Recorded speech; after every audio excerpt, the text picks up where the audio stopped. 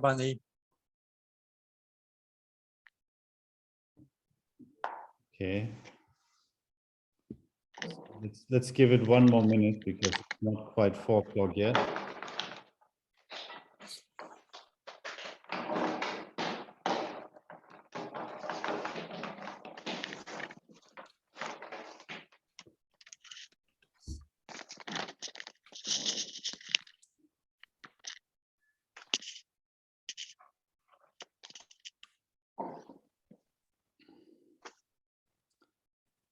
Who's here from the event manager? I just see the tag. Is it Lena? Is it Kate?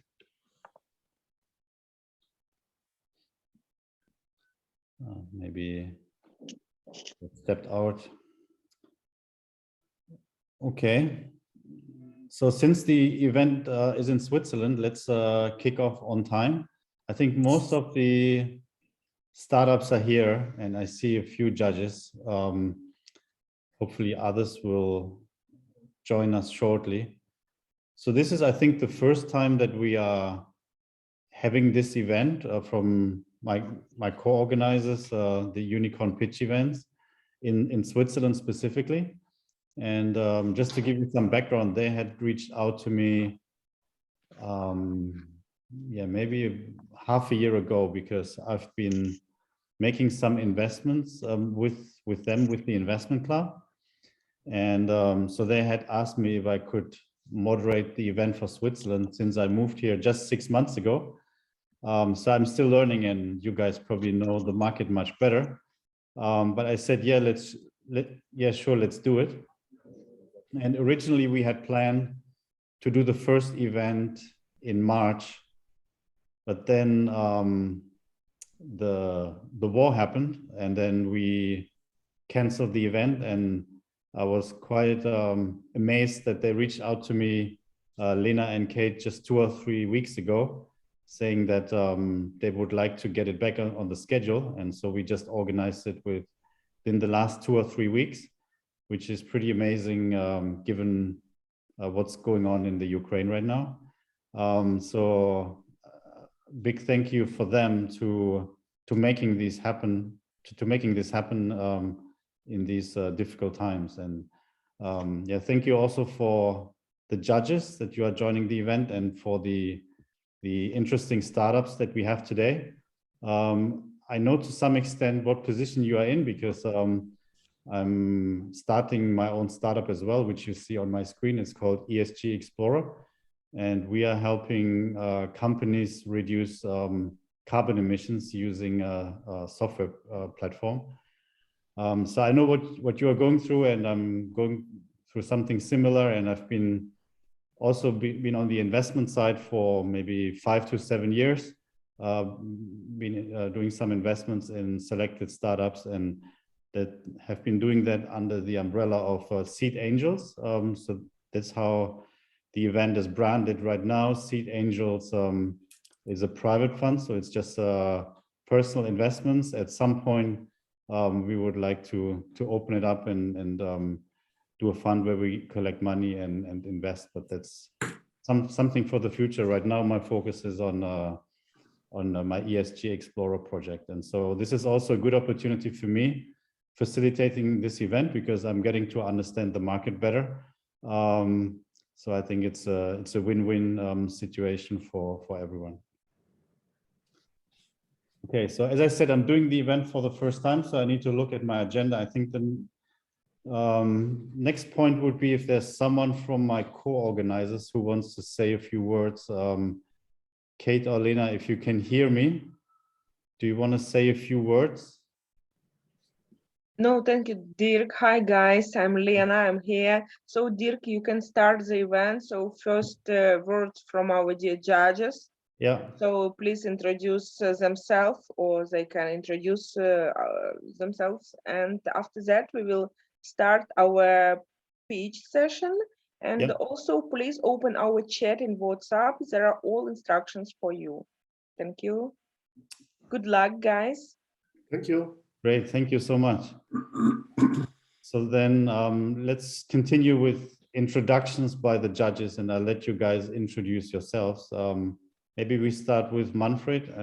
Yep. My panel.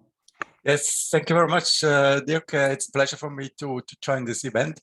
My company is C-Trees, and we are specialized to bring projects and investors together. That means we have a lot of contacts directly to investors, and we manage also for investors and the assets they have invested in. And yeah, we have two different investors. One class is we have mandates from investors to looking for special companies in special business fields, countries, and so on. And the other market we are in is we offer investors project we have on our pipeline. Great. Thank you very much for your introduction, Manfred. So let's go with Jordan next. Thank you for joining. Good morning. This is Jordan Wadid from Silicon Valley. I've been participating in the Unicorn events for a while. It's always good to see the Swiss in action. We want precise, concise, and accurate information all the time. I'm also part of the Silicon Valley Syndicate Club. We invest in companies and technology, check sizes between 30,000 and 300,000 from private angel investors. The rounds we look at are between 300,000 and $3 to $5 million. Our focus is typically on the team and as well as the technology and the market. Nothing unusual there, just a typical investor. If you're listening, you're pitching today, first, we want to wish you luck. Two, the picture behind me is about geese and mom geeses. We're investors, but we're also people who can look and help you grow into whatever you want to grow into. Be strong, be brave, be candid, be open. Your answers may not get you the money, but certainly will get you better advice that can get you the money and get you the growth you want. Good luck to you. I hope you do well today. Thank you very much, Jordan. Let's go with Vincent next. Could you please introduce yourself? Oh, thank you. So my name is Vincent Poiser, and I'm a corporate venturing principal at Mac49. Mac49 is a Silicon Valley-based company, but I'm based here in Barcelona. What we do is we focus on disruption inside out. That's mostly incubators and accelerators within our corporate clients, and disruption outside in, which is what I focus on, which is corporate venturing, corporate venture capital, and M&A. So right now I'm advising 7 clients on the setup of the CVC unit and deal origination, deal evaluation, and negotiation. We do this across all kinds of different sectors. Mostly, by chance, I've focused on clean tech. And I wish you good luck.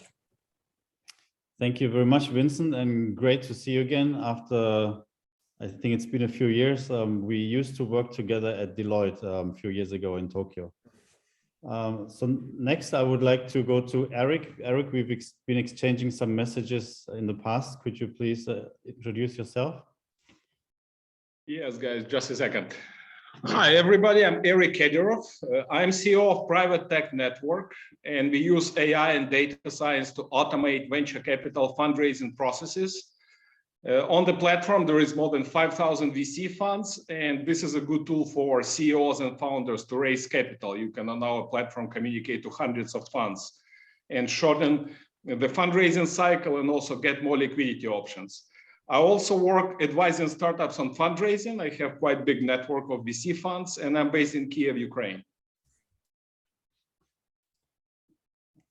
Thank you very much, Eric. And next, let's go to Gary. Gary, it's great to see you. Today we are switching roles. It's great to see you too, Dirk. Can everybody hear me? It's great to see some familiar faces too. My name's Gary Fowler. I'm a serial entrepreneur and investor. I've done 17 startups and $2 billion companies. I was on the original management team at Click Software, which was sold to Salesforce for $1.35 billion, and also Eva.ai, an AI HR tech company. I'm the CEO, president, co-founder of GSD Get Shit Done Venture Studios, a premier AI and quantum venture studio located in Silicon Valley. We've got over 100 companies in our portfolio. They're from 0 to over $100 million in revenue. We curate companies with our hyper accelerator GSD Labs, and the companies within our accelerator represent 47 countries around the world today. So great being here and great seeing friends and great seeing you, Dirk, today. Yeah, thank you so much, Gary. Great to have you today. And I think we have one more judge so we can introduce. I'm not sure how to pronounce your name, so forgive me if I get it completely wrong. Gajo Vanka? Can you hear me? He's connected, Dirk. Okay. I think he's trying to connect.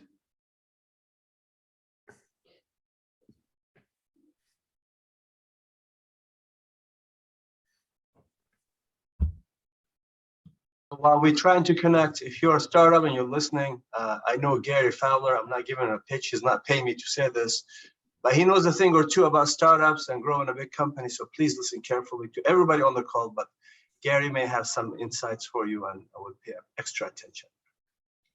Thanks for the kind words, Jordan. I really appreciate it. And the same to each one of you. We're all part of the same team here, trying to make this world a better place and to find some incredible companies to make that dent.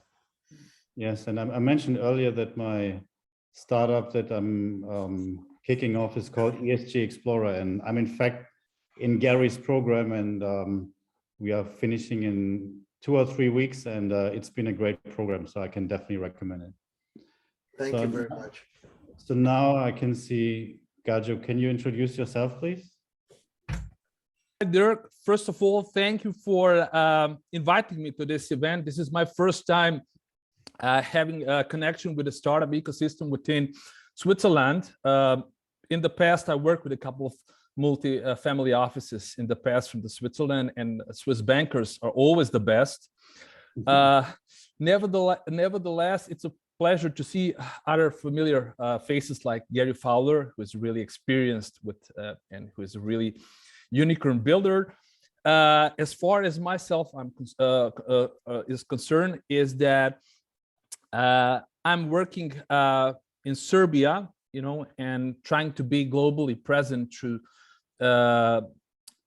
consulting work in the startup ecosystem. Nevertheless, my general concentration is financial analytics, and I worked with a couple of startups like AimCube Limited, where I'm trying to develop a global investment management platform, who is generally different from any hedge fund or investment platform, that it doesn't any investor doesn't need to pay for numerous advisors in the process. So I'm a senior finance executive for the ones who haven't met me in the past, generally working with operations management and financial management within the startups, SME and SMB organization. I'm generally mostly concerned with developing and managing technology and manufacturing companies, and trying to optimize their taxes and their business, as well as through the years, I opened a lot of foreign subsidiaries and branches. So I'm generally present in FMCG, agribusiness, apparel and fashion industry, and of course, telecommunication and IT industry. So currently I work for as a CFO of Fashion Union LLC from Belgrade, which is a clothing manufacturer. And it is specialized in the production of light knitwear and generally in summer clothing. We generally export to countries like Finland, like Germany, like Denmark, Norway, And in the last couple of years, we're trying to breach on the UK market as well. So we started as a startup 4 years ago, and my job was, to not just optimize the financials of the company, but also to find cheaper resources. So I think that I have succeeded, that we are not just using the debt, but also we have now our own resources that are we generally allocate to work for our expansion. So thank you guys. I'm looking forward to learn more about your ecosystem, to see what differs from the startup in the Swiss ecosystem to the others, and to be fair and square in judging this event. So thank you very much. Thank you so much for the detailed introduction to you and to all the judges, and thank you so much for making time to join the event. All judges should have received the link to the voting. If you have not, then please let us know in the chat, and then I think Lena will help you out, but you should have all received links, and if you click on that, you can do the voting, because now we are going to start with the first company, which is Perovskia AG. So please go ahead. In terms of the rules, you have 3 minutes to present. I'm not going to be so strict that I'm going to cut you off after 3 minutes, but if you go far beyond that, then we probably have to tell you that your time is up. But yeah, try to be close to the 3 minutes somewhat, and then afterwards we have a few minutes for Q&A. So please go ahead, Perovskia Solar AG. Yeah, 1 second. Let me share the screen. Yeah, thanks a lot. And let me share the screen so can you see the slides? Yes, we can see. Okay, so 1 second, please. You can see it? Or yeah. Slides are clear. Let me make into. It's fine, right? Yeah, it's fine. So should I start or? Yeah, please go ahead. Okay, thank you. Thanks a lot for the opportunity to present at this event. And my name is Anand Verma, and I'm co-founder and CEO of Perovskia. At Perovskia, our vision is to enable a solar cell on every device. So imagine if you have a smartwatch, we make solar cell of any shape, any size and design, which can be incorporated onto any device, for example. And that's our vision. And from where we came is like, at the moment, there are more than 56 billion devices is already interconnected globally, and each person of us globally has more than 7 devices on an average. And this number of devices is going to increase with time. With the advent of Industry 4.0, there would be much more IoT, IIoT devices interconnected. And to power them, we need a lot of batteries or power through mains. But that's a challenge we have at the moment, that they will require a lot of battery changing and a lot of energy from external sources. But at Perovskia, we came up with a solution that where we can customize solar cells into any shape, any size, any design, which can be incorporated into any electronic device. It's very efficient indoors. This means our solar cells, which I showed you, this one is not only working outdoors, but also works indoors in the home and office conditions. They are easy to incorporate just because it can be printed through digital technologies. They are 3 times to 4 times better than the conventional silicon solar cells, means it will give you much more power when you talk about as a device, like from 48 days to 64 days, if you're looking at a smartwatch. It's a multi-billion-dollar market to cater to if we just account 3 market segments of smartwatch, keyboard, and IoTs. So what we do is like we design the solar cells for our customer, or if our customer come with a design, we print the solar cells, help them integrate, and then move to the production. For one of our customer, as you can see, this is a device in my hand. We launched last year. So this is a UV MedTech wearable device, wearable which is completely running on this tiny solar cell that we made. There is no need of a battery for this. So we have a strong pipeline of more than 5 million solar cell price inquiries, like globally from Asia, America, and Europe. And we are generating revenue through NRE and prototyping, and with production with many companies. And now we are moving forward with this. And this is the team behind it, leading as a CEO, and Dr. Toby Meyer with more than 20 years of experience in the PV industry. He's our CTO, and we are expanding our team further to increase the production capacities. And with that, I would like to thank you for attention, and I'm open for questions. Thank you so much. So with that, let's open it up to questions. Anybody wants to go first? I can go first, Dirk. So question for you. So why is it so efficient? And how does it, you know, in fact, I have one of those watches here. I don't know if you can see it. So Seiko, how much more efficient is it? I'm just curious than this watch, because it's using solar and a capacitor, right? How much more efficient is it, and why? So the thing is, it's a new solar technology called perovskite. It's an upcoming thin film technology. It's all this solar technology took 30 years, 40 years, 50 years to mature. And this technology was invented in 2009, and in the last 10 years, it's skyrocketed and efficiency rose to 25% plus, reaching the silicon. It's just a wonder material which absorbs a lot of light. So because of their high light absorption, these guys also work indoors. That's why they're very efficient. So, but what's the efficiency compared to, and I'm directly with current solar cells, how much more efficient is it?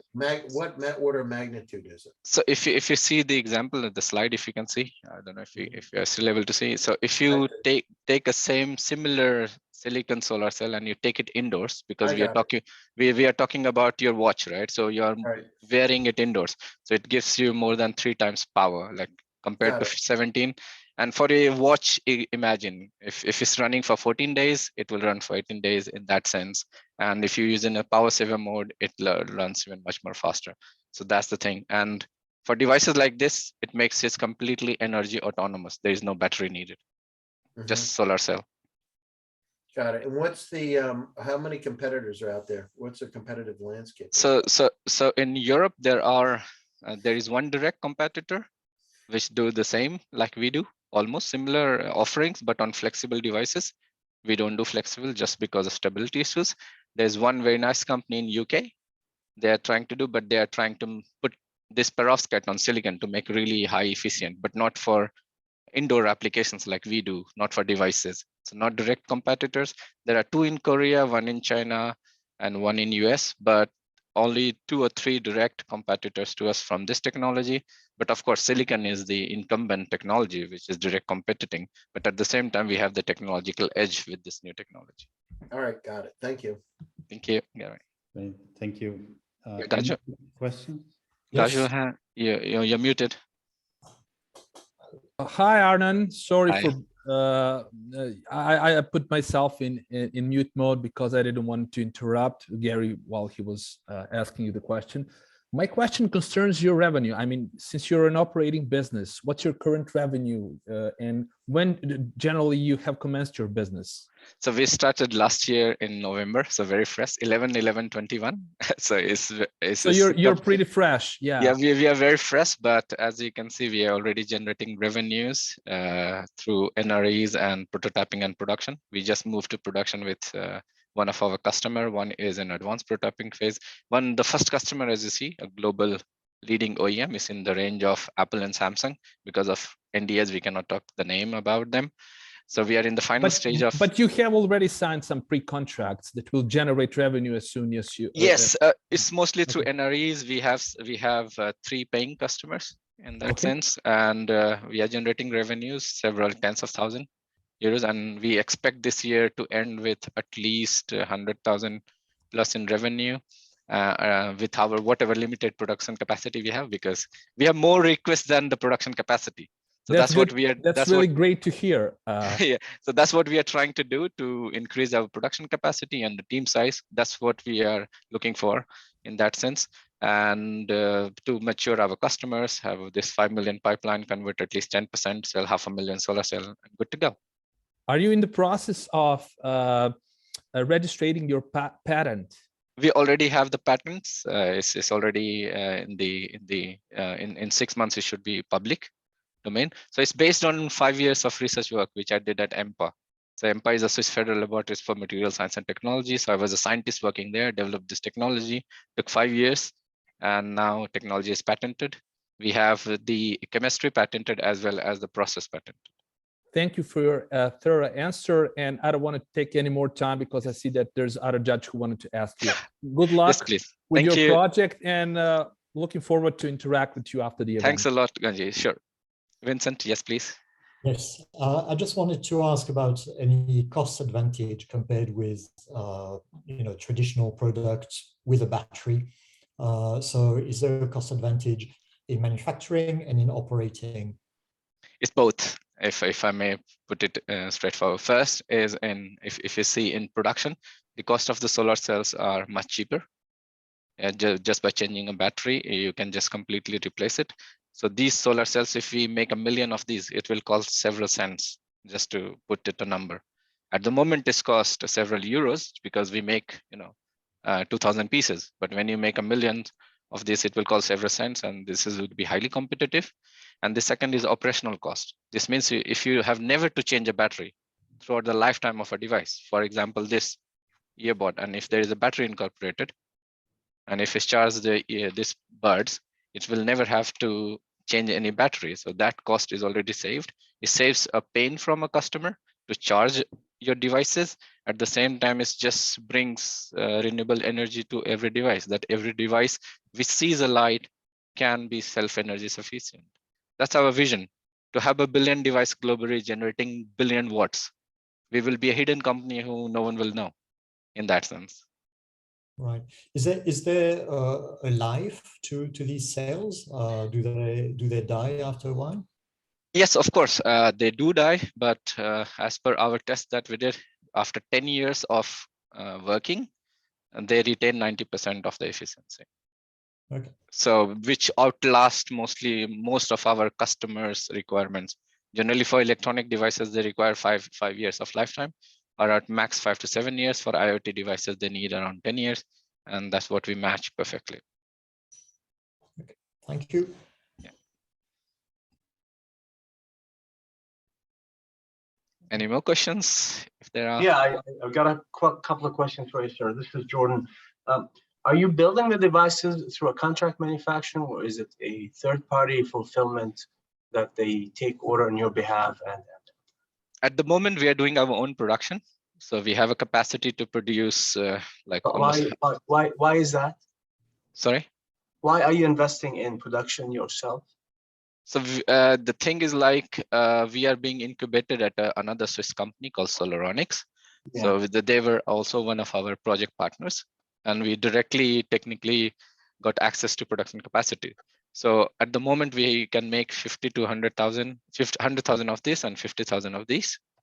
But in future we are open to now look for suppliers who can make it for us. It would be a business decision, and we will put this question in front of the board and take the best decision for Perovskaya to move faster and smoother.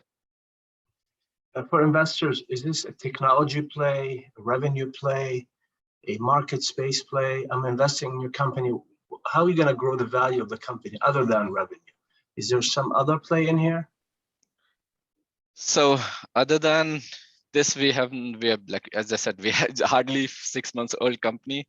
We haven't, we are just focusing on supplying solar cells to our customer, really bring this new technology into the market fast, generate enough revenues to make a company as a stable company. And yeah, we are happy if investors come and bring different revenue sources. We are happy to open to discussions. But as I said, we are very young, and at this time we are very, very, very focused because we are happy that we are bombarded by customers rather than anything else. Then production and prototyping, and really cells have been, you can say, already been tested in Europe, Asia, and America. And we are happy doing that at this point of time. But as I said, I will be open for new board members to join us, guide us, accelerate the process. Yeah, just two thoughts.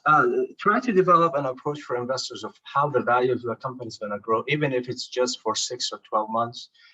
And I hear you, you're 6 months old, but go back to the geese example. Once that geese is born and it's on the lake, anybody and everybody can take it. So you're 6 months, you're born, you're on the lake. Too bad. Move forward. 6 months, 6 years, get going. Don't let that excuse, get in the way of development. So for investors, tell us, my play is revenue. My play is continue to add patents. My play is take a marketplace. Help us understand that in the future. Maybe not today, but very soon, please. Yeah, sure. So our focus is, of course, revenue multiples for our investors. Early investors will have, of course, far more rewarding returns, to be straightforward. And we do have detailed financial planning, which was not appropriate for such short talks, and it was also not recommended to talk about what you're raising for, because we got an email telling specifically don't mention that you're looking for money or whatsoever. So we are happy to talk about it after this event or during this event, during the break, and I can share you how we can multiply your investment many folds. So that's another part of the financials.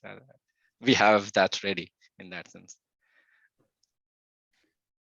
Thank you. Okay, great.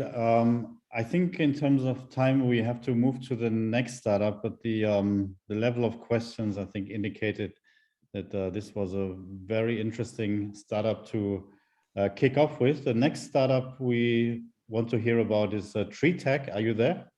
Yes, I'm Thank here. you. Can you hear me? Yes. Okay, can you see my screen, the full screen of the presentation? Absolutely. Great. Okay, just 1 second. Great. So then I'll go ahead, right? Yeah. Okay, so good afternoon. Thanks for the opportunity to present our company. I'm Raquel, COO at Treetech, and our aim is to bring to the market disruptive technology for the treatment of liquid waste, transforming it from a liability into valuable resources. So that you have a clear image of the problem we are addressing, each year, every human on Earth is generating more than 200 kilos of sewage sludge. And this amount will only increase in the coming decades due to population growth and development. More specifically, our first set of customers, which are municipal wastewater treatment plants, have the challenge to comply with regulations and to expand to handle the increase in the sanitation network. And our second set of customers are wastewater treatment plants collecting waste from chemical industry or food and beverage industry and are looking for sustainable ways to dispose their waste. But more importantly, they have a high demand of renewable energy in their processes to decrease the dependency on fossil fuels. Our business at Treetech deals with creating value from the waste we all produce. In fact, we have developed a technology that converts the municipal and industrial waste into clean water, renewable gas, and fertilizers.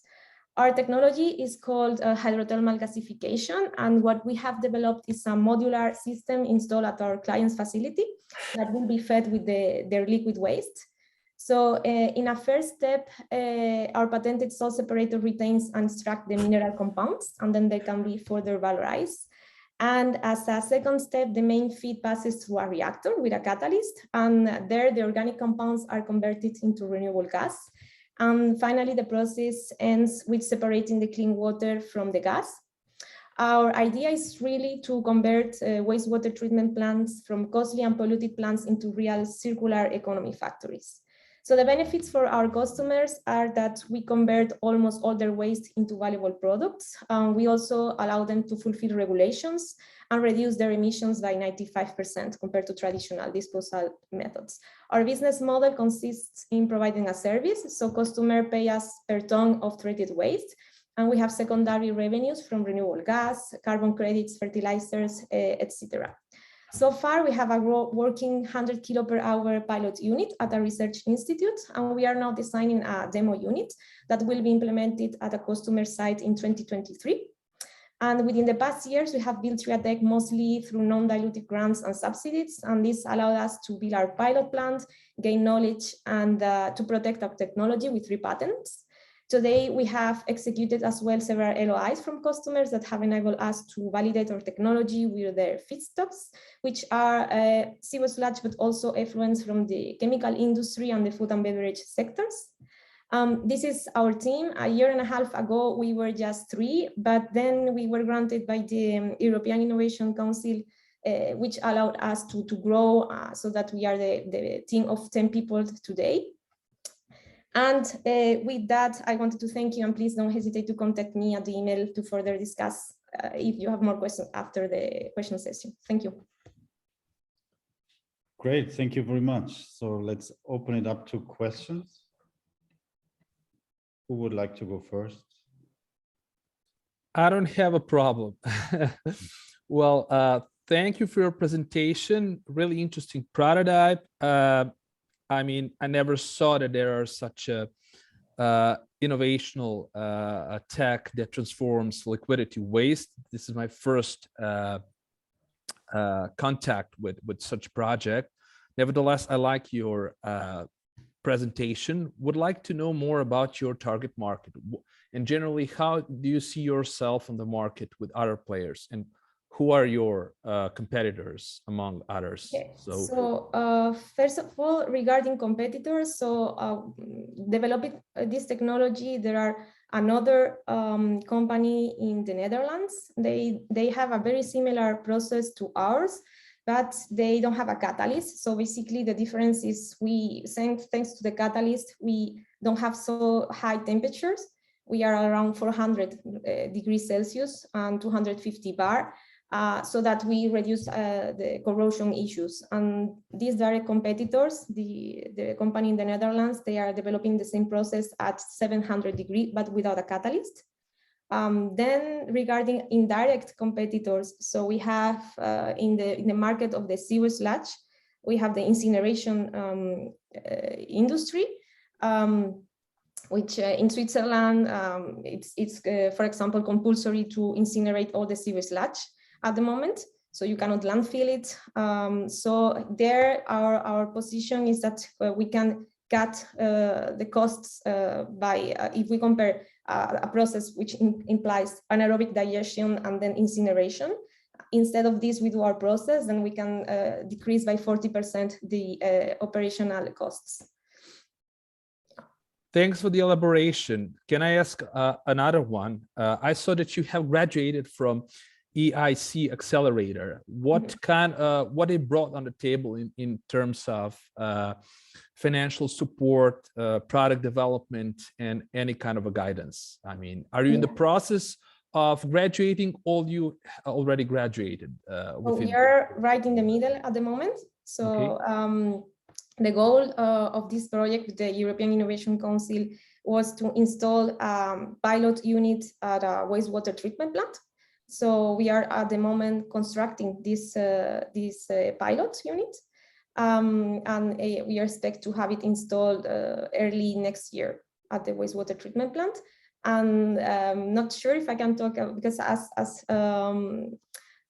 if I can say what we raised or not, because of the email we got that we couldn't talk about the. You don't need to speak about amount. If you raise, for example, from this event, how you're going to spend the money? Is it a product development, marketing, go-to-market strategy? What is your general weight on the spending structure in terms of your investment? Yeah, so next step. So now, if we validate the technology in the real environment at the wastewater treatment plant, next step would be to scale up. Because we are talking now about the pilot, which is around 100 kilo per hour. So we have already one, but it's in a research institute. So it's not in a real environment. So then from there, we go to the wastewater treatment plant, thanks to the EIC grant. And from there, we have to scale up the process. Thank you for your answer. I would let Vincent to continue with his questions. Thank you. All the best.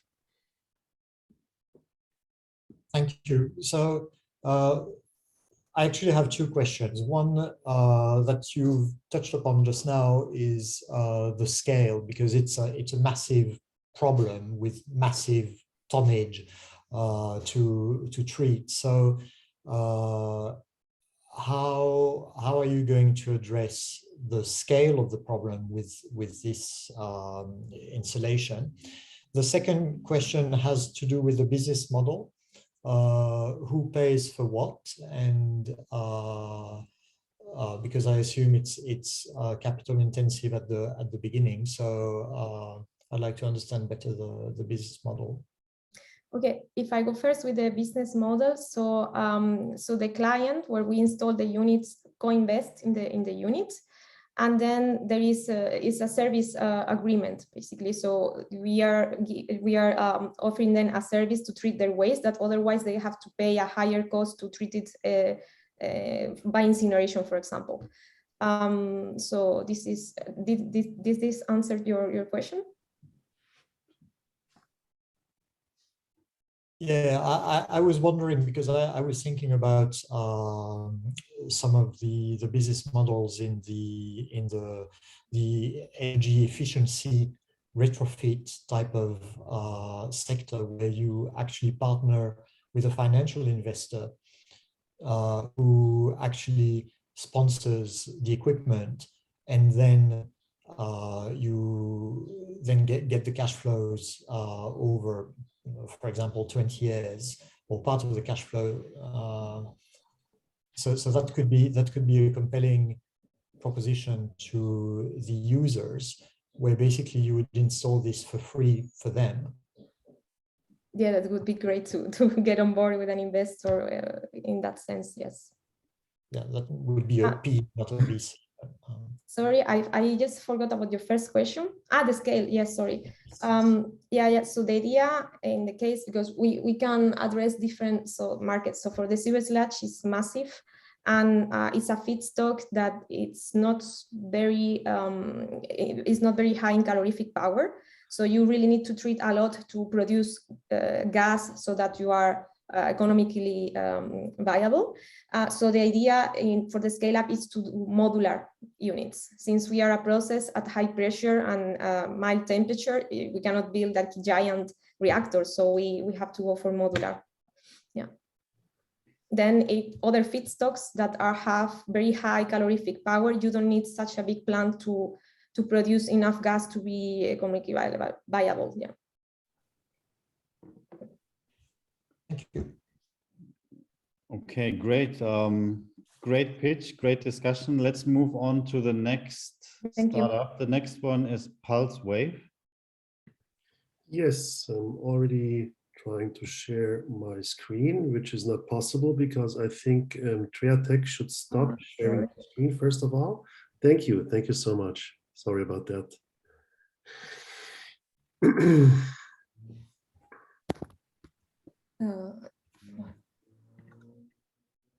All right, thank you. Thank you. Sorry, yes. All right. Okay. So my name is Peter Weiss, CEO of PulseWave. Thanks very much for the opportunity to present the PulseWave opportunity in front of you. I'm trying to, hold on a second, I gotta move this so I can move my presentation. We want to do blood pressure monitoring all day, real-time, long-term, AI supported, pre-event and post-event. We're going to build a very discrete monitoring device fixed on any eyeglasses frame, collecting crucial information before a CVD, cardiovascular disease event, can occur or after it has occurred. I think the judges are well aware of the potential of the health monitoring wearables market during the next couple of years. I think the numbers are insane. Last year, 2021, 1.2 billion smartwatches have been sold worldwide. And this is only just going to increase. And the question I'm trying to ask is why this all must be wrist-based. Whereas eyeglasses are a much better place and a much better vehicle to measure vital signs, especially if we're talking behind the ear. The pain is clear. CVD treatment in the US costs an average of $53,000 per event. Today, monitoring, remote patient monitoring of such potential patients is inconvenient, bulky, most of the time done by cuffs, if we speak about blood pressure monitoring. Eyeglasses are actually the perfect vehicle to do that, because if we look at the target group, 77% of the population in the US above the age of 55 constantly wear eyeglasses. The higher we go in age, the higher this percentage obviously becomes. We are going to measure on the occipital artery behind the ear. There is very thin skin there without hair. The artery, which we're talking about, the occipital artery, is twice as large as the radial artery on the wrist. Therefore, an excellent source to determine pulse characteristics. Another advantage is that we're going to be measuring on both sides of the skull, therefore providing two measurement points, not only one as on the wrist. We are going to turn the temple tip. I'm going to hold this into the camera. I hope you will be able to see the temple end here. Temple end or temple tip, how it's called. We're going to replace it. Very important. We're not going to sell eyeglasses. We're going to do everything that we're going to do on existing eyeglasses, on your eyeglasses, basically, with our temple guard, which is going to include a rechargeable battery and other very small electronic components. This temple end is something any optician or optometrist or eye doctor knows. It's a standardized part. It's suitable for high volume production. It can be adjusted. Today, it is being adjusted for the convenience of wearing one's frame. With our device, it's going to be adjusted also for the convenience of wearing the frame and also for the sensor being on the right spot behind the ear. The technology is patented after extensive research with the Swiss Institute for Intellectual Property. We have made sure that there is no one else patenting this vital sign monitoring as part of existing eyeglasses behind the ear. And the magic sauce is here. We're going to be profiling users according to their risk groups. We're going to be collecting raw user data. We're going to apply assumptions based on deep learning. We're going to ask users very simple questions, very few questions. Is it correct that we have just monitored you're conducting some sort of physical activity, or have you just had a rest or a stressful day? That we're going to learn from our users and be able to adjust our data models better to alert caregivers or doctors if necessary. The business model is threefold, actually. If you're going to go through opticians, optometrists, eye doctors, who we will turn into our allies by paying them a part of the subscription fee that we're going to ask our users to pay, therefore creating a passive income for them. This is one way of making money with PulseWave, but another way just became evident after a recent call with a tech scout of Samsung, who has reached out to us after we've announced our pre-seed round a couple of weeks ago. Samsung comes from the assumption that the large part of the smartphone market is going to transform into a market for smart glasses, where we will be able to see contents on the inner sides of our lenses, scrolling and surfing through contents with gestures and speech control, and then a health monitoring solution as part of these glasses behind the ear can be something very, very relevant. Core team, me, you know, experienced entrepreneur with some turnaround experience also. In my opinion, Alexander, one of the most talented firmware embedded engineers in Switzerland. My co-founder, Adrieli Rocha, who's a data scientist. And but we're not going to be building this alone. A few words about competition. Most relevant competition today is a company called Actia, also Swiss company, who have developed a wristband also monitoring blood pressure.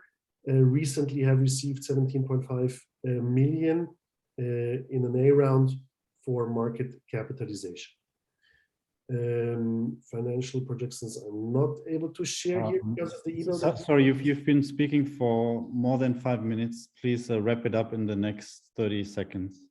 All right, thank you very much. So just another information about the extended team, because we're not going to be developing this alone.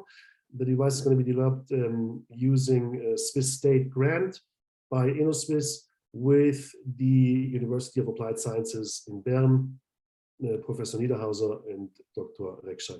Thank you very much. Sorry for being too long. Thank you very much for sharing your pitch with us. Who would like to start with the first question?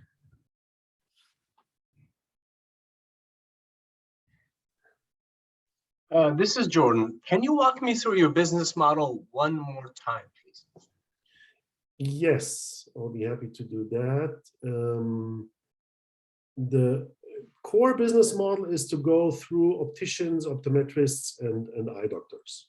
Sell the device through their POSs. In this way, turning them into allies, because they're not only going to make money from the revenue of the sell, but also by the subscription fee. Subscription fee is going to be monthly $2.95, of which $1 is going to be theirs. So this is in case that we're going to be working B2B, but we are also a target already for large consumer electronic companies as Samsung or LG for integration into smart glasses,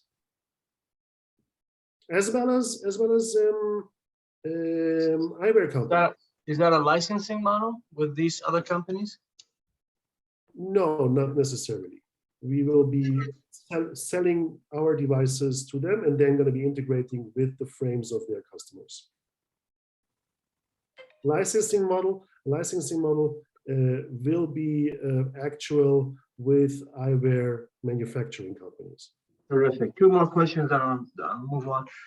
Which markets are you targeting first? Which geographic markets are you going after? Our most important target market is the US. Okay, so you're going to land and expand in the US, or you're going to have business partners helping you here? Yes. We're actually actively looking for partners and investors to help us make things happen in the US market. Okay, and then the last component, you said something about AI, is that right? Yes.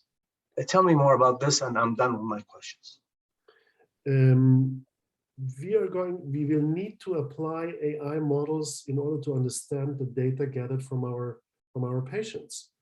Our data models will be trained by the responses of our customers, of our patients. The questions that we're going to ask about physical activity, about a stressful day, etc., will help us to train our data models.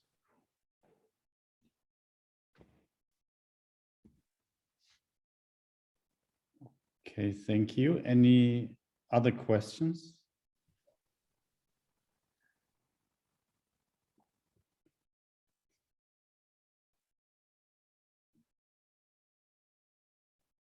Okay, that doesn't seem to be the case. So then we will move to the next startup to deliver their pitch. So that's going to be Axon, please.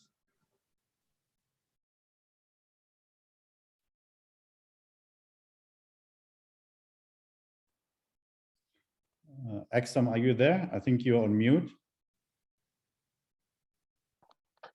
That's going to be better. Yeah, it looks better. Yeah, now we can see cool. So hello, everybody. I'm Tristan Salomon, CEO and founder of Axon. So we're a Swiss company that helps pharmaceutical manufacturers to use deep learning algorithms.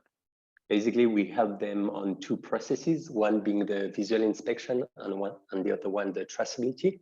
And to give you an idea of how impactful those processes are, like if 2 years ago we had been a major player in that field, you would have gotten your COVID vaccine 3 to 6 months earlier, which would have meant. I'm sorry to interrupt. Do you have slides that we're not seeing, or are you just going to talk?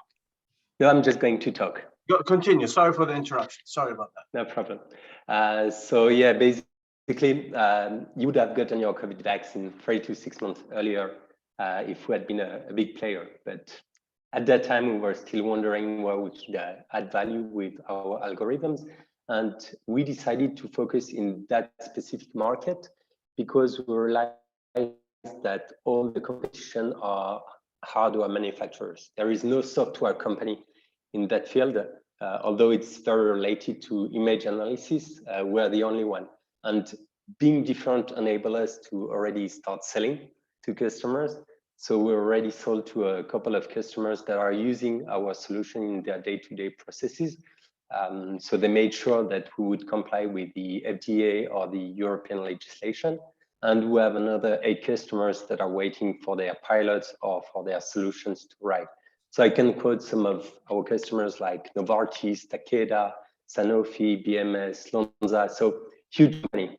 And they come to us because we are different, because our competitors, they do not fit their expectation. And this is probably due to the fact that pharmaceutical manufacturing really changed over the years. Like the competition that we have, they released their solution 15, 20 years ago. And at that time, you would produce some huge amounts of massive bulk that would be used for everybody across the world. And now pharmaceutical companies, they're migrating to those rare diseases, to gene therapy. And the solution that we have enabled them to basically use our algorithm in those areas. That's why we start selling to these big firms. That's it. Feel free to ask your questions. Okay, thank you. Any questions for Axum? Axum, how much revenue do you have? We're close to 1 million already, like in 70,000, we'll reach the 1 million in 3 years. Axum, why didn't you provide slides? Because I didn't know slides were mandatory. Got it. I got some if you want, I can send them later.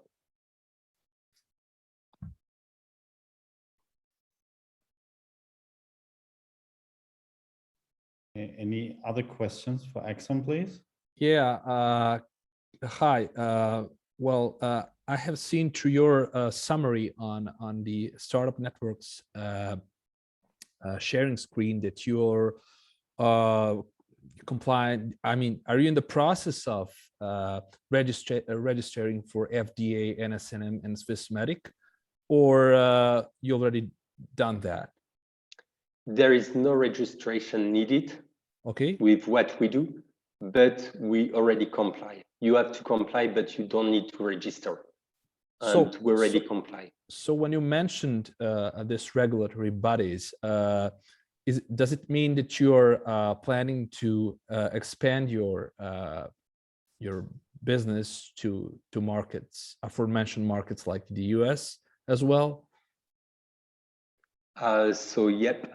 We currently have one of our customers who's got a production site in Canada, and we're discussing to set up our solutions there as well. So you're going to expand there through some partnership, not directly? Directly. Our customers, they are multinationals. Like okay. So you have signed contracts with them. Yep. Okay. Yes. Thank you. Thank you very much. Any other questions for Axum? Yeah, I had one. Okay. Yeah, what is the advantage of your image processing algorithms compared to others on the market? There are companies doing, for example, early cancer detection or MRI processing, etc. Yeah, but they're in another field than what we do. They don't work for pharmaceutical manufacturers. And if I compare to the competition, basically, we're 10 times cheaper, which enables us to access new markets compared to them. And we're 10 times faster to implement, which is very important because usually it's a compliance or quality issue that brings the money on the table, that brings the project on the table. And if you're too slow to implement your solution, then this hype, this quality hype, get lost in the process. Thank you. Could you please send out the slides after the call? Yeah, sure. Thank you. Okay, great. Thank you very much. Let's move to the next startup, OurSec. Are you ready?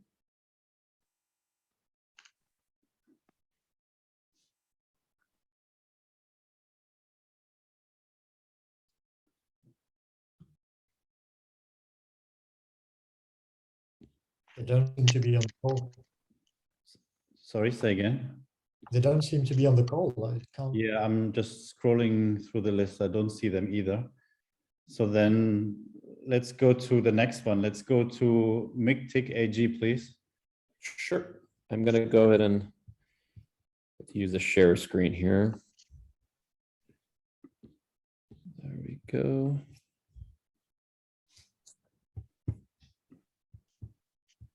Do we have it? Yeah, we can see it. Okay. Sorry, 1 second.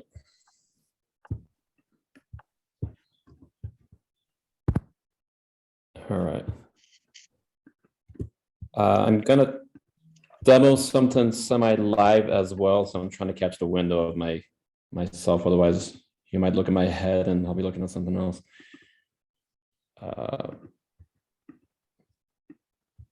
Okay. Anyway, good afternoon, guys. Good morning, everybody in the States. My name is Mershad Javan, CEO of MIGTIC, actually originally from the States, California myself. We are on a mission to essentially reshape your relationship with music. And I'd like to actually start out by giving you a quick demo of what we do. We basically have 2 wristbands here. Can you guys see me? Because I can't see myself. Hopefully, yeah, we can see you. Okay. And then just using our proprietary app. So I'll start with a classical instrument like cello, and I'll lower this down. So if I step back, can you guys hear that? Sound-wise? Okay, so imagine if I have a cello in front of me. Here's the neck of it. Here's the bow. I'd essentially be playing. You can see how reactive, how responsive, and there's no latency issues. Now, if I take that same concept and do something more cool, let's just play like a rock, obviously when you think about air guitaring, using a popular song like Wild Thing. I'm going to calibrate. This is a classic song. And what we've done here is we've mapped chords in these zones. So essentially it would be like 1, 2, 3. Now I can have fun with this. I can distort it. I can add a beat. 2, 3, 4. Now, if I put my hand up here, I trigger a loop. And I can solo over it. And so forth. There's so much to show, so little time. So I'll dive in. So ultimately, what we were looking at is the fact that when you look at technology today, it's done absolute wonders for consuming and listening to music. We do it passively all day long, but that same tech has been at a standstill when it comes to interacting or becoming a part of music. Until now, we wanted to really dive in and find a solution there. And what we're introducing is a new musical dimension that is based around spatial sound mapping. And that really enables anybody anywhere to create music out of thin air. Now, important to mention that our patents lie in our software, although to unlock the imagination, it was also important for us coming out of the gates to introduce our own product first, and that's what we did. And since doing that, we've sold out of our first product run. We launched last December, just before Christmas. We've added Moby's 6-time Grammy Award winning. He came on as an early adopter / investor. And now we're in a number of discussions with global brands such as Samsung, Swatch, Verizon to integrate or license our technology onto existing products, right? Such as smartwatches and so forth. Our team is one of our biggest strengths. I would say we've had multiple exits. We have this unique combination of Swiss engineering, arguably one of the best in the world, teamed up with our sales and marketing in the States, also arguably one of the best in the world. So we feel really good about where we sit there. In our business model, as I mentioned, yeah, we sold some of our own bands, but where we see scalability is in our opportunities at licensing our technology, and then the in-app monetization from a sales and subscription based thereafter. And market size, I won't spend a whole lot of time on this. We're in the AR and VR space, tons of data out there. I think it's roughly estimated to be around 300 billion come 2024. And last but not least, what's to come for us, since launching, we focused on entertainment, but the demand for us, really the inquiries have been surprisingly, that wasn't really in our forecast in educational tech and health tech. For example, we've teamed up with a number of educational institutions already in the States, here in Switzerland, Germany, Spain, UK, and they wanted to integrate our technology into their curriculum, mainly because you don't have to have screen time, because we use your true presence. You don't have to have goggles or something clunky in your head. We use your true environment to keep you active and to experience music in a whole different way. And it is educational in terms of what we can do in there. Health is another one. We're looking at research with some organizations here in Switzerland that have published research for autism and Parkinson's specifically. Last but not least, the big bad metaverse is a natural fit for us. So of course, we're gonna explore that, and we've started that process as well. Thank you, guys. That's it for me. Great, thank you for your presentation. So I guess there's some hope for people like myself who are hopeless with trying to learn musical instruments. We can't do magic. We can't. I'm just... Okay, any questions from anyone? Sorry, I'm trying to disconnect from, wait, let's see. Okay. No, you're fine. Keep it there for a minute. It's all good. This is Jordan. Can you hear me?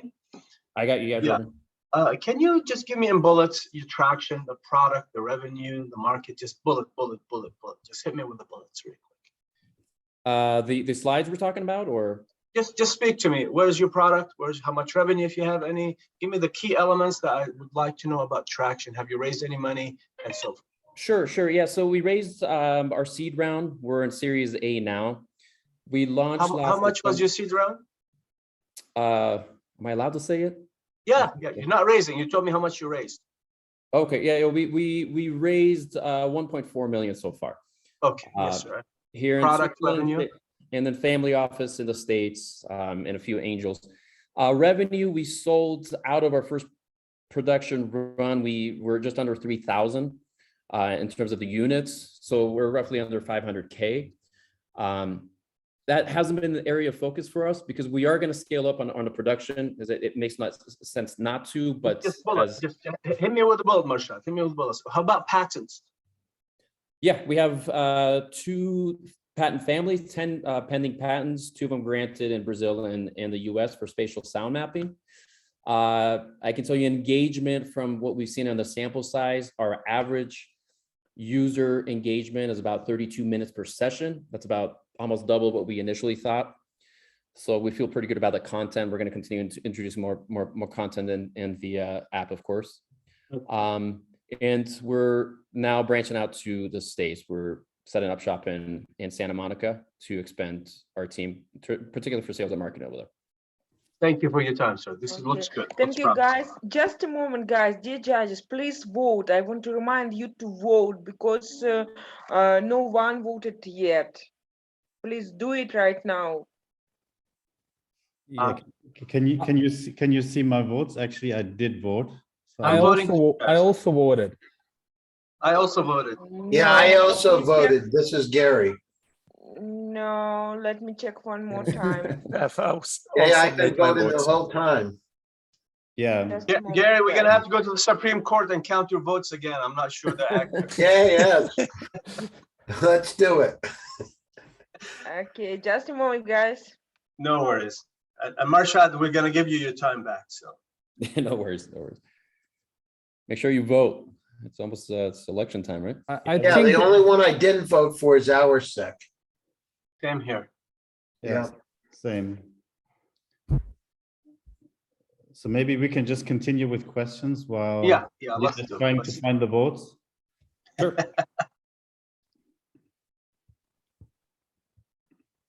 That's an American thing, not a Swiss thing. Don't go there. If there's no other questions for MikTech, you said you're changing the business model from pure sales to something else. Tell me a bit more about that. No change in business model specifically. So what we wanted to do was we were having a hard time licensing it when we were brand new.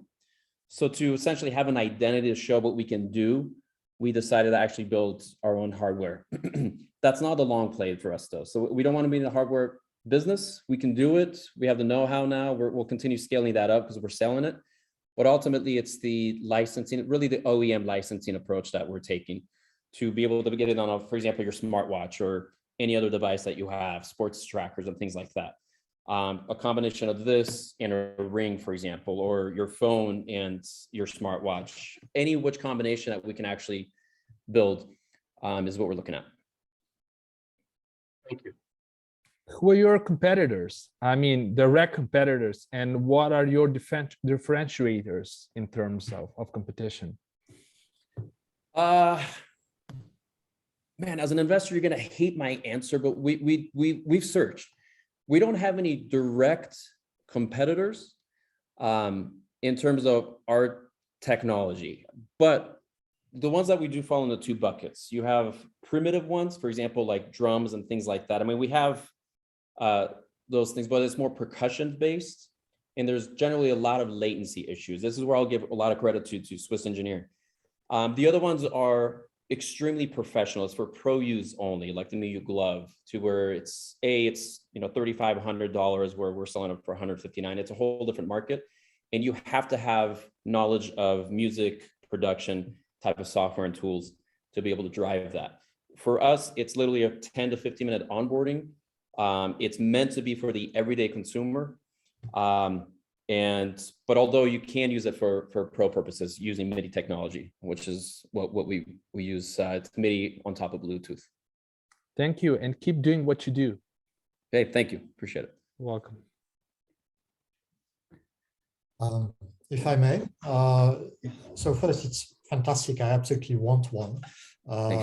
I've been trying to learn the guitar for the last year, so that would help me deal with frustration. I'm just wondering, although I'm probably a target customer, I'm just wondering how many customers there are out there. How do you assess the market? Who's going to buy this? Is this just going to be a fad, or is this there to stay? And if it's there to stay, what sort of upgrades, what sort of new developments do you envisage? Yeah, great question. So the sustainability aspect of it that was our biggest hurdle. That's when we get in the room and trying to figure that out. When we started, our initial thought was entertainment, your video content creator, your self-expressionist, the TikTokers of the world, and have that viral effect, which we're continuing to pursue. But as we've entered the market, the spatial sound mapping, it's basically spatial motion mapping. There's so much potential value for it that, for example, when we got hit from educational institutions, they wanted a couple of things for that. They like the educational element, so we can show you that what key it's in, what chord progressions, what notes you're playing, help you with rhythm and games and things like that. Instill confidence because it's all about performing, staying active. And then there's a healthcare element where it comes to, for example, there's studies with trembling, like Parkinson's, where interactive music really helps with that and reducing that. So we've seen it now we are talking, for example, with sports science and using motion mapping to help you with a perfect baseball swing and so forth. So there's a lot of potential verticals that we can look at.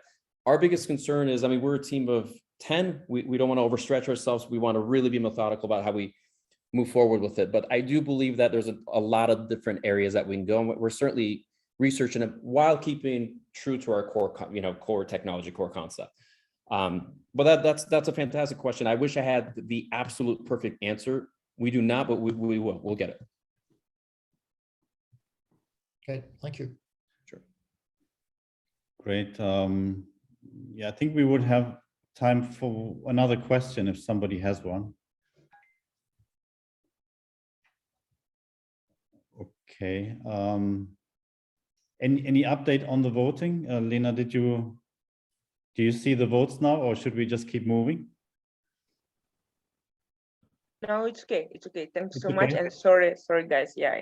It's okay. So I think most of us are just voting as we go along. I think that's probably the best No, thing. there was some technical issues. Okay. Now everything is clear now. Yeah. Okay, so just a message to all the judges, just keep voting as we go through, and then it should be okay. Sure. Great. Next we have admin. Sounds exciting. Thanks, guys, by the way. Hi. Well, hi, everyone. Stefan here from admin. I'll share my screen. You'll let me know if that works. You should see it. Yeah. All right. Great. Happy to be here. I'm just going to slide something that you might not be really seeing here. All right. So happy to be here. Stefan again here. I'm the founder and CEO of admin. The problem we're tackling is, you might have heard of enterprise content management, but there's problems we've observed for small businesses. First, paper is still very much a reality, account for 5 hours lost per week on paper-based processes. Generally, small companies use traditional drives, Dropbox and the likes, which requires quite a lot of manual processes and don't automate anything really. These are sort of collaboration creation platform for documents, as we like to say it. And existing solutions on the market are quite complex, quite unfriendly, hard to pick up. Some of them are quite aging on that. And so that's the reason why we built our solution. It's a web and mobile-based platform democratizing access to document automation. It's a software as a service with different pricing, but mostly user-based and pay-per-use on features, for example. I highly invite you to sign up for free. We have a freemium available. And very shortly, I'll quickly explain how it works. The idea is we simplify the centralization of documents with scanning in PDF inbox, but as well as API access to third-party softwares. Then we scan the document. And this is really where it gets interesting, because we can identify values to automate classification, which is mostly the big pain for companies, accounting for quite a lot of time lost. At the end of the day, you want to manage your documents, and so we're coming up with workflow automation, granular access rights, multi-tenants features, and we also guarantee the traceability of the documents, which for some regulation is actually already in place and a requirement. And lastly, we can already communicate with other systems. First ones we integrated our software, accounting software, sorry. We started, so we have quite a bit of a history, but we started B2B and mostly SMEs 4 or 5 months ago. We have our first paid clients with smaller companies that require essentially a digital mailroom. We're currently onboarding bigger companies, and we already have 2 pilot launch with enterprises, with Swiss Post and the French subsidiary of Pitney Bowes. And the idea is that they're going to distribute our solution, and we're also going to be essentially the interface for rerouted and scan mailed in Switzerland, and that's going to be launched in a couple of weeks. The value proposition, again, productivity, higher employee satisfaction, and guaranteed compliance. And really the USP compared to the market and existing solution is the ease of use, affordability, and our very no-code and developer-friendly approach. We're a small team. We're only 3, top left, essentially. But we're backed by a super team of advisors. We're part of F10 Accelerator currently, and also part of New Chip ecosystem. And the idea is we have quite a handful of potential hires that are waiting for us to be able to hire them. I hope I was speed enough, but don't hesitate to book a call. And yeah, if you have any questions. Great, thank you very much, Stefan. Maybe I'm going to start with a question. Could you elaborate a bit more on the scope of what you're automating? Is it all internal, or would you also automate, for example, paying invoices or things like that? Yeah, so it's a great question. I guess your question is really related to our API first infrastructure, essentially working like this, right? So our own public app actually is calling our API. And the idea is that we want to be able to communicate with any open system. And the example you mentioned is extremely relevant. So the idea is we simplify the centralization and classification of invoices. We simplify the establishment of workflows within companies for invoice validation. And for example, once an invoice has been validated, then it shall be pushed to the accounting system. What we already do today is document extraction. We specifically did this on invoices so that we can do Excel export, and we're working on XML payment file as well. And maybe the last point is you're probably familiar with the open banking in Europe. We have a similar initiative in Switzerland. It's called B-Link, part of SIX, the Swiss Financial Exchange. And the idea is also for us to connect with bank accounts directly so we can streamline that process. Our take is essentially you have invoices to pay, and at the end of the day, you have accounting to do, but in between, you have quite a lot of manual processes that small companies still are required to do. Does that answer your question? Yeah, it does absolutely. Thank you very much. I would have another one, but I'm going to leave others to ask their questions. Anybody who has a question? You said you were part of the new chip accelerator, or you finished with them, sir? No, we're currently part of the program. If you know it, I have to say I have a hard time keeping up with the curriculum, but we're, I think, 4 months in, and I'm actually lagging behind in terms of opening the data room. I'm literally working on that, if that makes any sense. Yeah, where I come from, we're gonna go. Come again? Sorry? Oh my gosh, you can't hear it on Zoom, but it's like, oh my gosh, how can you be behind? You need to jump on. You need to make good use of the opportunity. I'm going to focus more on the valuation of the company. How do you plan to drive the valuation of the company for the next round? I'm not asking you how much money you're raising or what the value of the company is, but what's your goal for an investor who's going to take an interest now, take the valuation to the next level? How do you do that? Yeah, good question. Thanks for asking that. I think it all boils down to the go-to-market because we're still very much in stealth mode. We raised 400K so far. The company is a bit more than 2 years old, so we work quite a lot of development time. By that, I mean that we're still lacking some, proper VC fundable metrics, and I'm very much aware of that. But the idea is for us to raise through a convertible note that we've opened last month, just enough money that we can prove those market points. And we've also seen other types of investors, so mostly BAs and also companies in the financial space that are interested in what we're building that might be relevant strategic investors before bigger VCs probably come in, because obviously we're quite ambitious and VC funding is definitely part of the plan. In terms of valuation, yes, go ahead. Yeah, that's a question. In terms of valuation, it's hard to grasp. Long story short, so far we raised money related to how much equity we're willing to open. Hasn't been any problem so far. I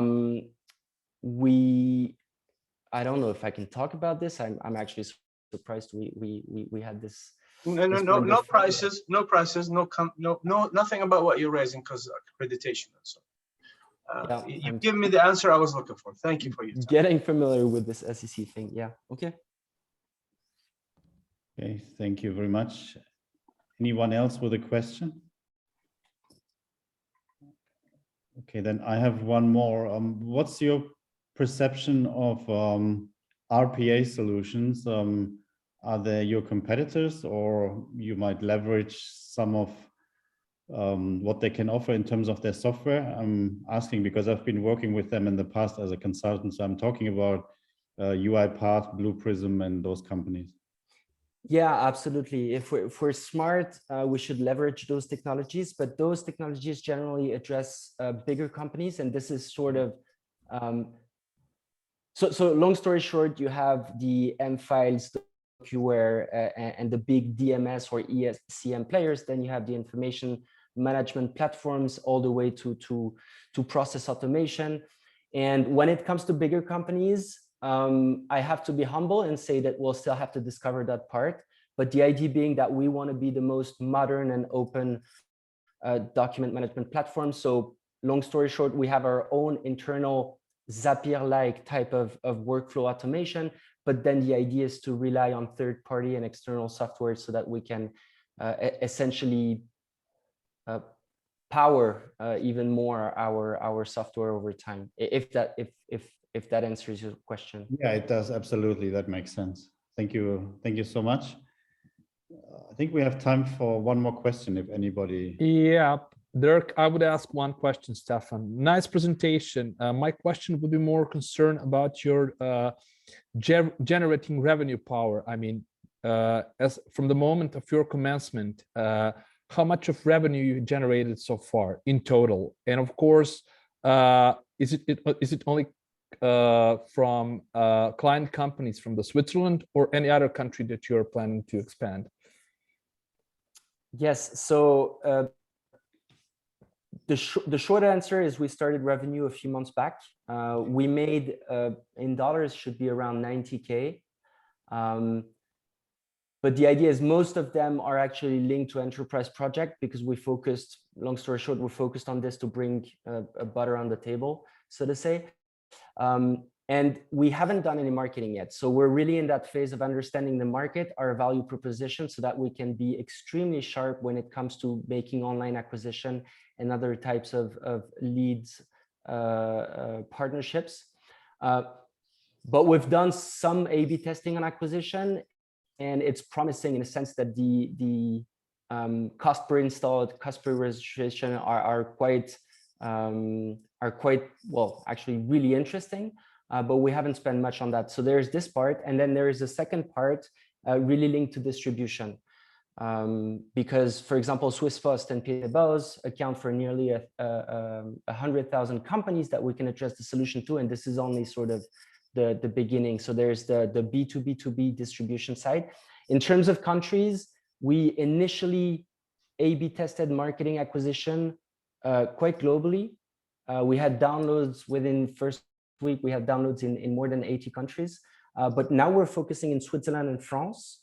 And we can literally scale in many countries. The idea for us being relevant for each country, mostly linked to third-party softwares when it comes to accountings or else. Thank you. Yeah? Yes, that answered my question and a bit more. Good. Thank you. Great. Thank you very much. So then we will move on to Capskin. Are you there? Yes, I can see you. Yes, hello. So let's see whether you get my presentation. Second. Yeah. You see my presentation? Yeah, we do. Okay, good. So my name is Wolfram and I'm a co-founder and CEO of Capskin, and we are an ETH spin-off.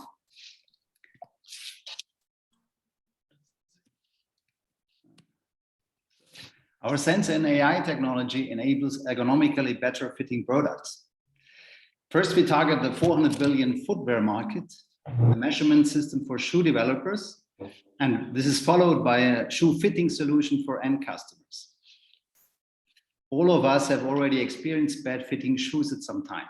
They cause a lot of pain. But what's the reason for that? Every human being is different, and the footwear industry today cannot sufficiently analyze the foot inside the shoe to find the cause of the pain points. Capskin's patented sensor technology has customizable sensor patches that can be combined with textiles to create smart clothing. Using deep learning algorithms, we can assess the shape and the movement of the human body and measure the pressure on it. Our Capskin sensor sock is the first product that can measure the pressure around the foot and the foot movement in the shoe. With our sensor sock measurement system, shoe developers can carry out a more cost-efficient development process. This is a market of 200,000 subscriptions per year. To end customers, we will offer a shoe fitting solution where retailers will compensate us on a pay-per-use basis for finding the best fitting shoe for their customers. Additionally, online stores will give us commission per sale for avoiding returns. Just a second, it's not continuing. Unlike competing technologies, Our sensors form a dense network and adapt to the shape of the body. They are also suitable for outdoor use, which is a great advantage to the competitors. As the shape of the foot alone doesn't say enough whether a shoe fits well on the foot, CapSkin sensors provide additionally extensive data on the interaction between foot and shoe. Where are we in the process? This year, we are conducting an early adopter program with several footwear companies to complete the development of our CapSkin sensor measurement system. Next year, we will offer the system on a subscription base to customers across the market. And in the coming years, we will develop several variants of this system.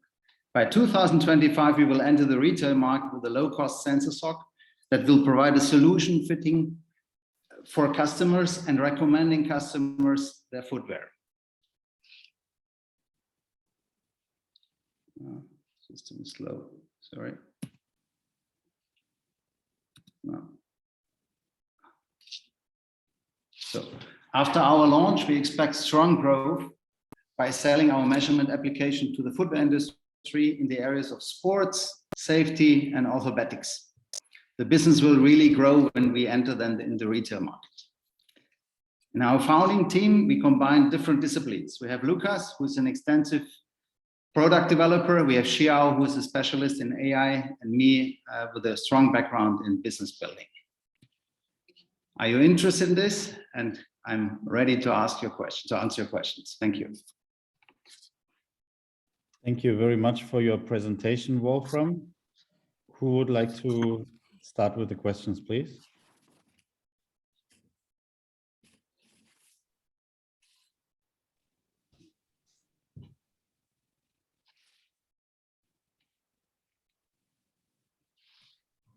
Okay, maybe then I can ask one question that I have. So you talk a lot about like how you measure the foot so that it fits the shoes. To what extent are you involved in then producing the shoes, or do you leave that to your partners? You focus solely on the measurement part. It's actually a journey into the footwear market. In the first place, we target the footwear developers. So we give them data that they can produce better or develop better shoes and make also the development process more efficient. By that, we learn more about the footwear market in order to be able to launch later a fitting solution to the market, where we then enter the retail market. Okay. Are you familiar with, I think they're called MTech Manufacturing? They produce orthopedic shoes. They're based in Lucerne, where I am, and they use 3D printing to do that. If you're not familiar with them, and if you're interested in just having the connection, I can introduce you to the founder if you like. Would be interesting, yeah, definitely. Okay. This is as much as I understand, because we have quite a lot of demand from the footwear industry. So we are basically currently in contact with all footwear producers all over the world. Okay. Yeah, I think she has the same, and I'm not familiar with the details of her business, but I think it might be worth just exchanging what you're doing, and there might be some touch points. Okay. Yeah.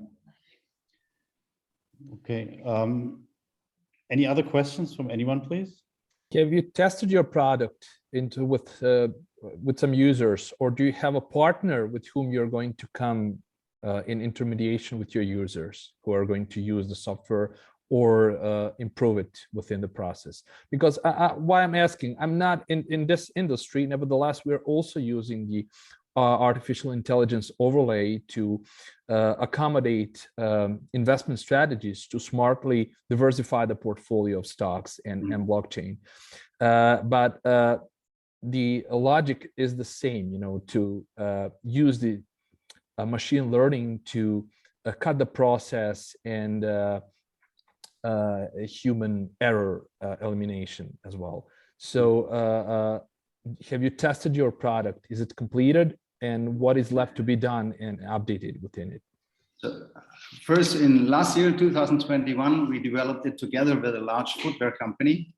So we had an extensive project with them together in order to make actually our sock that can be used for footwear development. And this year, then we have now the first prototype. This year, we run with 10 to 20 companies. We run early adopter program. They get every 4 months a new SOC from us, where basically the newest input from them is incorporated in the technology, so that by the end of this year, we want to have the ready product that we want to launch next year. That's basically our roadmap.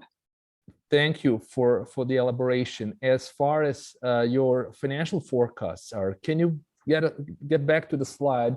You know, because I see that you have a positive revenue stream that comes from 2023, and it exceeds the expense part of your business plan. So can you elaborate why is this happening? What is generally the flow within the process of revenue making process? Just to give you the basics, the underlying basics. So we sell one measurement system for 15,000 francs per year as a subscription to the footwear industry. The footwear industry today has, the way how they develop shoes is you give it to runners and runners test it then. For one shoe model, you have about 100 runners testing it.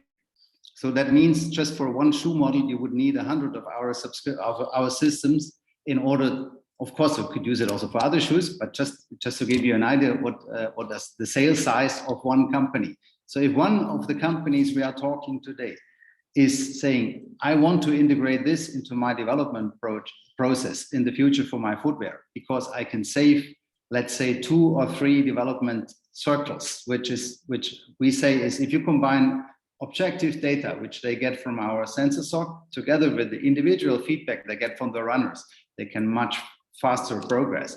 And that means that is basically the revenue forecast. We forecasted that we get just from the customers that we have today, is 10 to 20 companies where we know they have a large interest.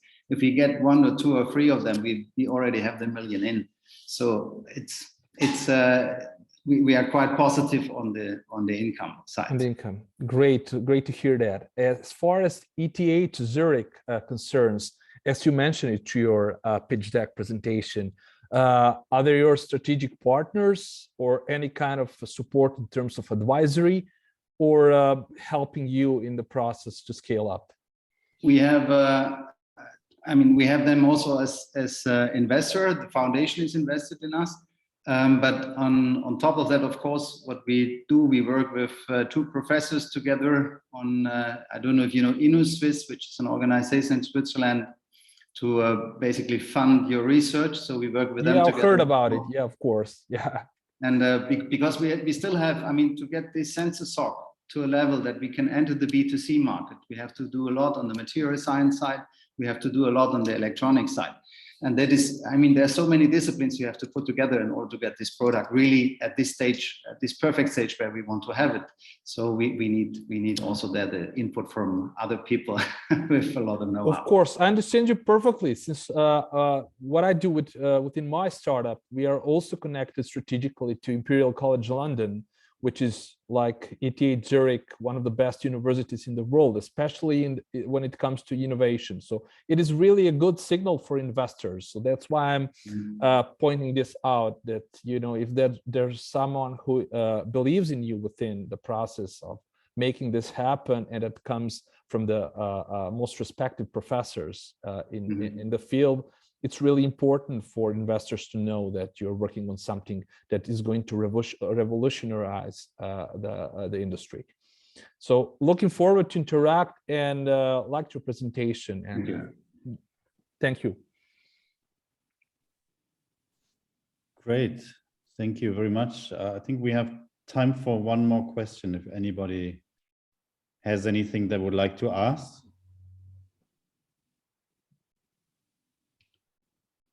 Doesn't seem to be the case. So then we will move to the last startup for today. I think we have one more. Simulatory, are you there?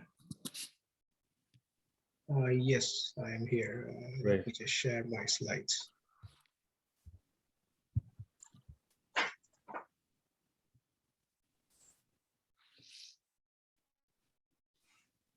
All right, so you guys can see my screen? Yes, we can. Okay. So Yeah, so my name is Venkat Gauri Shankar, and I am the CEO of Simulatory. So at Simulatory, we really want to reimagine the education and training of surgeons all over the world. And we want to do this with our smart simulation platform aided by artificial intelligence technology and through 3D haptic technology. So what is the problem today? The problem today is there are a lot of new techniques that come up every year in surgeries, but there is severe lack of training associated with in learning these techniques for surgeons. So there is a huge learning curve for all these surgeons to learn a new technique, pick it up and implement it and operate on a patient on those techniques. So for example, here we take in endoscopic spinal surgery. There are more than 700,000 spinal surgeries performed worldwide every year, and out of which almost 200,000 surgeries have experienced complications, and they have to come back for reoperation because there was something the surgeon couldn't plan the surgery properly, the surgeon made some mistake during the surgery and whatnot. So the surgeon's learning curve currently is around 70 cases in this case. So they have to basically train 70 times in order to actually, before they can operate on a real patient. And as you can see, it is extremely expensive, where training costs are around 100,000 euros per surgeon per technique. So how we are addressing this is with our product called VR Spine. So VR Spine is a virtual endoscopic spine surgery simulator. So as you can see in the video, one of our doctors training on VR Spine. So he has his hands on the haptic interfaces, which mimic the tools that are used in the real surgery. And on the screen, you have a digital representation of the patient, which we recreated from our MRI and CT scan that they can operate on and train. So what is the highlights? VR Spine is 100% virtual simulator. We're able to create a digital twin of a patient, like I said, from an MRI or a CT scan. We generate we make AI generated training scenarios for the patient, so for the doctors to train on. So it's not always just repetition that usually all our competitors and other simulation companies do. And of course, we do it all with our 3D haptic technology, which provides real force feedback where the surgeon can differentiate between hard surfaces like bone, as well as soft surfaces like muscle and tissues and whatnot. So with this technology, we are able to really reduce the cost of training from 100,000 euros per surgeon to 30,000 euros. We are able to reduce not only the cost, but also the time it takes for them to train on a particular technique from 70 cases to almost 15 cases. And in addition to all of this, the surgeon gets a personal one-on-one time with the simulator, and this really reduces the burden on the expert surgeon, who is the teacher, who has to stay next to every resident learning and giving him feedback and whatnot.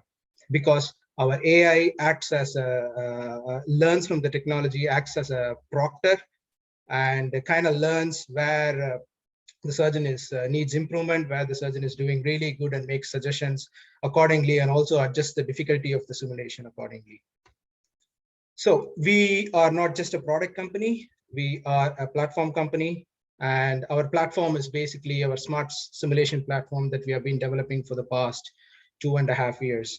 So we are already looking at potential markets other than spinal surgery, like neurosurgery, plastic surgery, rehabilitation, and robotics. So this is what the market size for this particular product in spinal surgery of VR Spine looks like. Our customers are going to be hospitals, the academic training centers, which actually train the surgeons, and also the tool manufacturers who actually make the surgical tools. So this is our what our team and our esteemed panel of KOLs and advisors look like. And I have a lot of, within our team, we have a lot of experience in the field of medical simulation, more than 30 years of experience in the field of medical simulation, gaming, VR, development, and haptics. And our advisors are both both neurosurgeons and orthopedics, and they have the right connections with the industry and the academics to push us forward in the right direction. So this is what we have achieved so far. We finished our product last year. At the end of last year, we got validation at the AWO Spine conference in Davos. And following up with that, we got the LOIs for multiple systems in Jan of this year. We are also going to be part of the digital transformation project to transform medical education at Kanton Spital of Sengalan. And we also have an exclusive training agreement with one of the largest chain of hospitals in India for training in neurosurgery and spinal surgery. We were also selected to be part of the startup health ecosystem as a UN Health Moonshot startup. We finished our patent research, and our freedom to validate has been operated, and we will be filing patents very soon.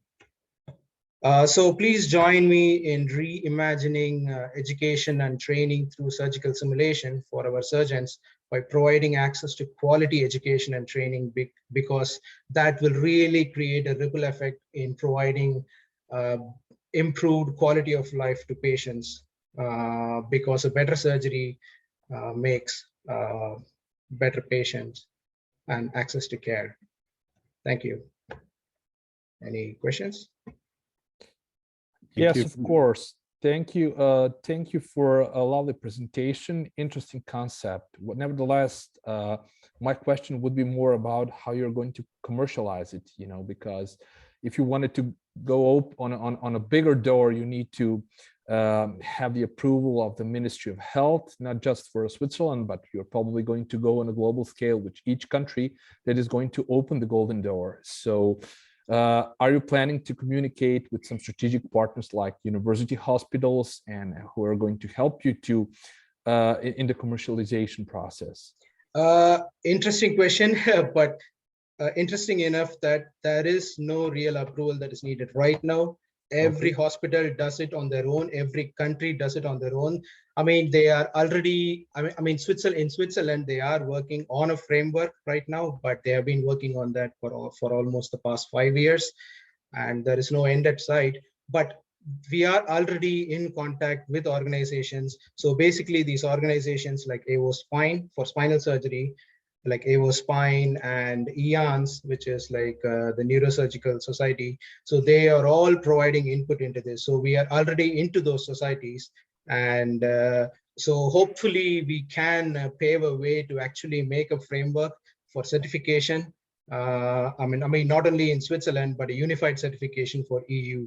I mean, some of this already exists for other type of surgeries like laparoscopy. In the US, for example, already there is a certified course for simulation for laparoscopy. You need to follow the steps, and you need to certify for so many hours on a simulator to qualify for the certification. But that's just for laparoscopy, and that is just for like abdominal surgery.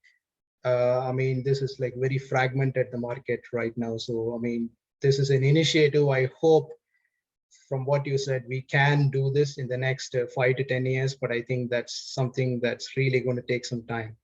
And a lot of work. Yeah, absolutely. What I can additionally ask, this complete effort, how it was funded?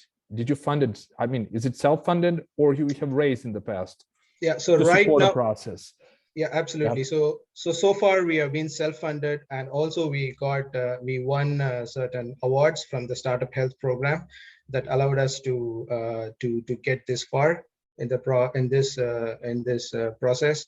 But yeah, we are right now at this point where we are getting, like I said, we are getting multiple orders that we have to fulfill by mid this year, and we are right now in the midst of finding funding to do that, to do exactly that, and also to ramp up. Thank you. And one additional, I mean, you're going to move on with your go-to-market strategy and business development. to succeed and to be competitive in Switzerland market, are you planning to go parallelly, or when you complete your plan for the Swiss market to expand globally, or just on some other markets in the in the region? Yeah, so absolutely. So right now we are addressing actually the DACH market. So it's not just Switzerland. So it's going German-speaking markets. Okay. So that's our initial target, but very quickly we are already getting requests from UK. I already know a few people who are very interested in our product, and also from France and from Netherlands, and definitely from the Scandinavian countries, because they are very, very technology affinitive. They have an affinity for technology, so they really like new technology with which they can train. So that will be a scaling that happens in 2023. Thank you for opening us your business plan agenda, and looking forward to interact. All the best. Thank you. You're welcome. Thank you very much. I think, Jordan, do you have another question? No, sir, I'm good. I was just drinking my tea. Sorry about that. That's all right. Anyone else?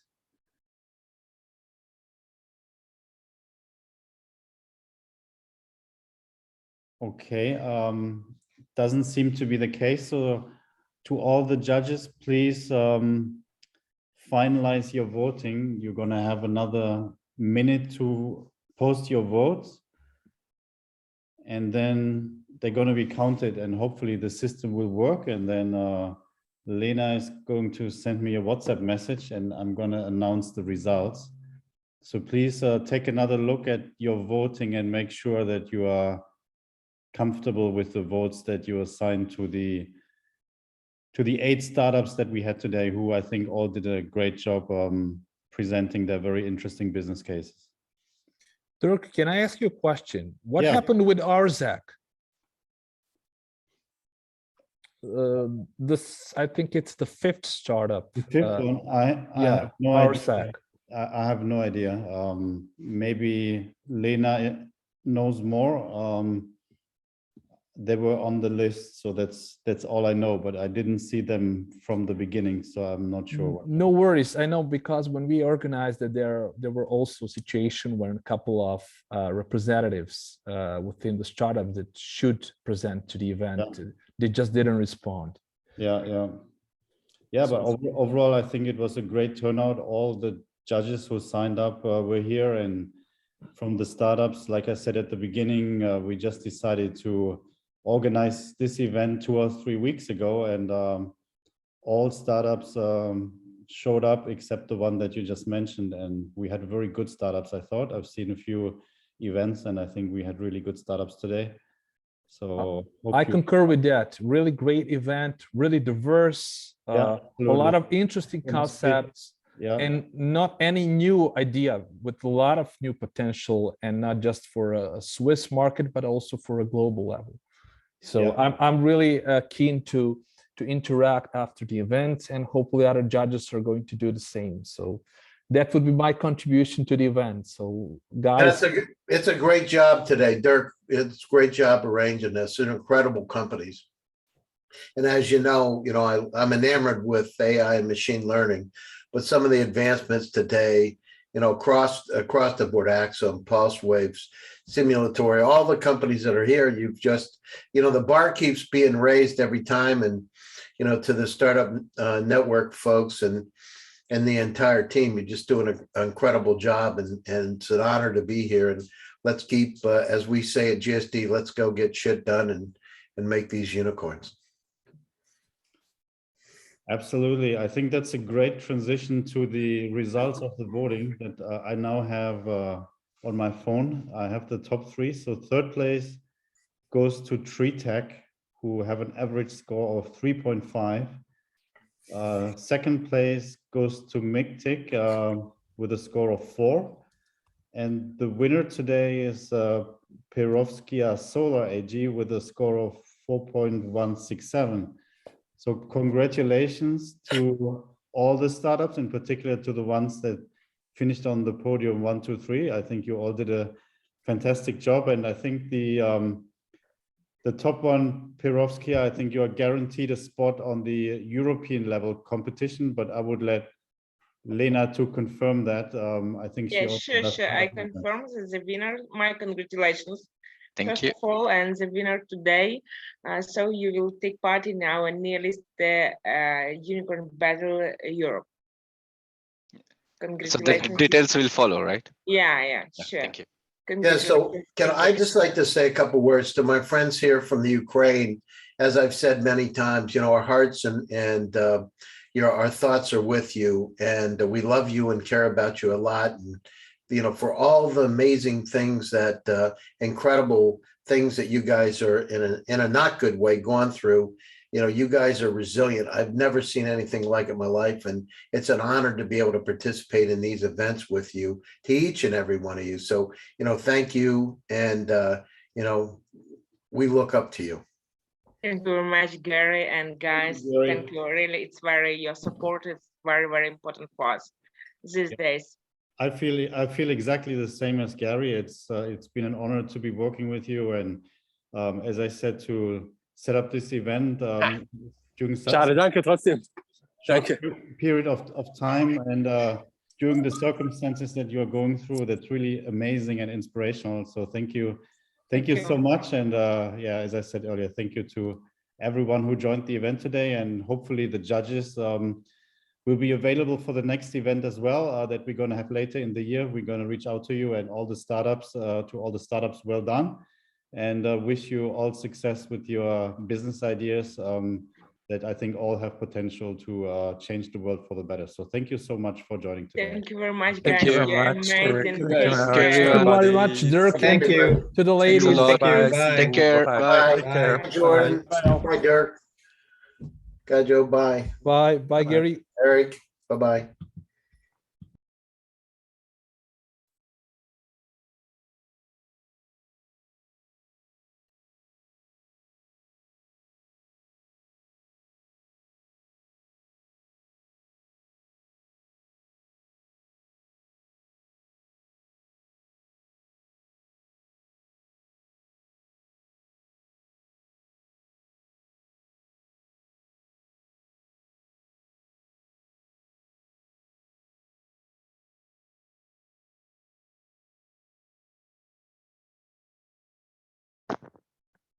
Was there anything else, or we can leave? I think we can leave. I think it's over. Sorry, Yeah, okay. I continued working with my current obligations, but No, it's okay. Thank you. Then all the Thanks best and looking Thanks. to interact. Just add me to through LinkedIn, and we're going to continue. I just connected you, so you have to just. Oh, I just need to accept. Yeah. Thank you. See ya. Have a nice See you. evening then. You Thank too. you. Bye. You too. Bye.